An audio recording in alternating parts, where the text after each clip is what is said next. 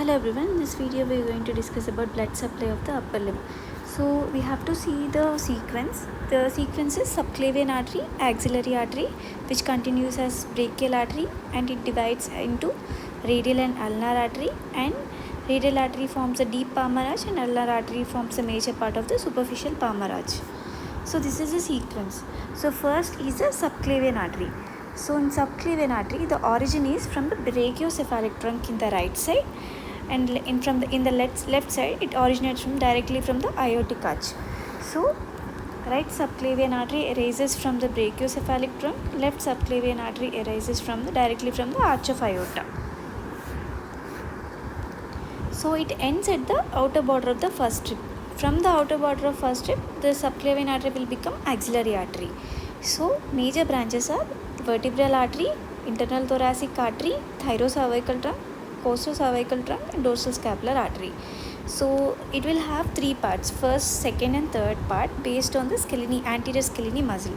So first part is medial to the anterior scalene muscle, second part is posterior to the scalene muscle, and third part is lateral to the scalene muscle. So first part branches are the vertebral artery, thyrocervical trunk, and the internal thoracic artery, and second part branches the costocervical trunk, and third part branches the dorsal scapular artery. So it will end at the part of first strip, from the ends at the outer part of the first strip. So we can remember by the mnemonic vitamin C and D, VIT-CD. So next is the axillary artery. From the outer border of the first strip, it will continue as the axillary artery, and it ends at the lower border of the teres major. So from the outer part of the first strip to the lower part of the teres major, we will have axillary artery. It is also divided into three parts based on the pectoralis minor muscle. So subclavian artery is divided based on the anterior scalene muscle. Axillary artery is divided based on the pectoralis minor muscle.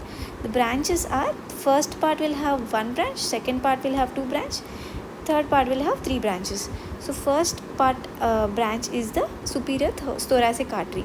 Second part branch is thoracoacromial and the lateral thoracic artery. Third part branch is subscapular artery, which divides into circumflex scapular and the thoracodorsal artery, anterior and posterior circumflex humeral arteries.